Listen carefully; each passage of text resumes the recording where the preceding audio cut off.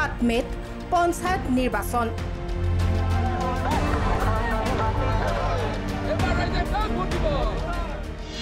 মনোনয়ন দাখিলেৰে সাজু হৈছে প্ৰাৰ্থী ৰাজনৈতিক দল।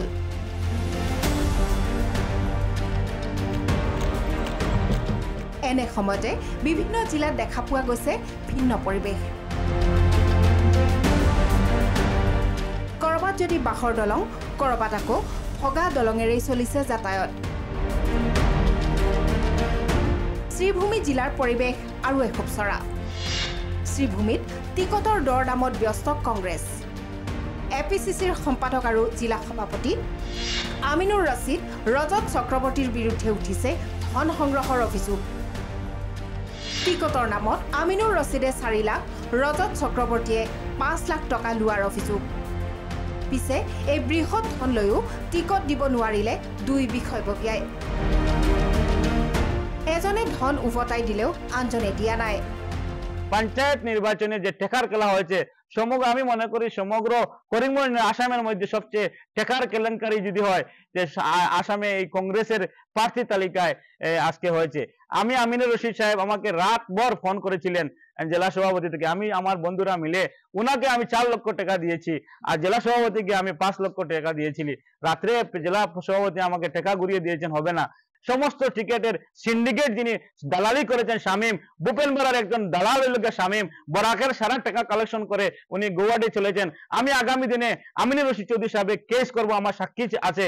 উনি আমার টাকা যদি দেন নাই কালকের ভিতরে আমি ওনার সাথে আমি জেলা সভাপতিকে নালিশ দিয়ে এসেছি, যদি কালকে সকালের ভিতরে আমার টাকা না দেন আমি ওনার বিরুদ্ধে আইনের দ্বারস্থ হব। মাজুলীৰ ভকত চাপৰিত ভগা দলঙেৰে যাতায়াত 500 পৰিয়ালৰ।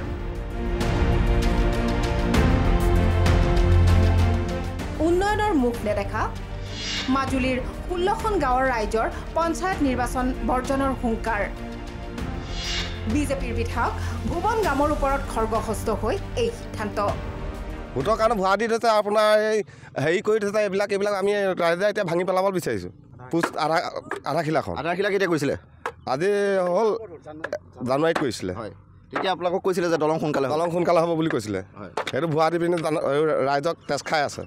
আজি আমি ভকত চাপৰি 17খন গাঁও প্ৰায় 40 বছৰ দিন আমাৰ কংগ্ৰেছ চৰকাৰে ইয়াত মানে দলংখন দিম বুলি কৈ আৰু বিজেপি চৰকাৰ বৰ নিকা চৰকাৰ বুলি কৈছিলে। মই হিমন্তক এটা কথাই সকি আছোঁ, আমাৰ ভকত চাপৰি এটা খাৰুপিতেলৰ ৰূপান্তৰ হয়, এটা ভকত চাপৰি মাজুলীৰ ভিতৰতো ভকত চাপৰি এটা দ্বীপ। 17খন গাঁৱৰ ৰাইজে ইয়াত এতিয়া দুৰ্যোগত আজি 40 বছৰ বা 50 বছৰ দিনে ভুগি আছে।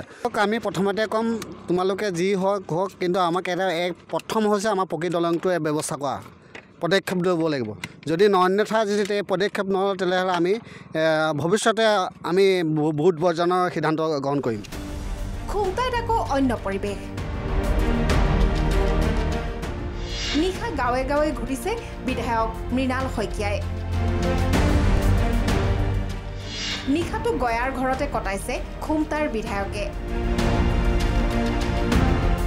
গাঁৱৰ মানুহৰে মত বিনিময় কৰিছে বিধায়ক শইকীয়াই।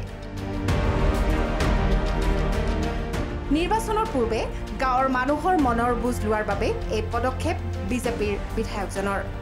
মই ইতিমধ্যে বহুকেইখন গাঁৱত নৈক যাপন কৰিছোঁ, ৰাতি মানে থাকিছোঁ।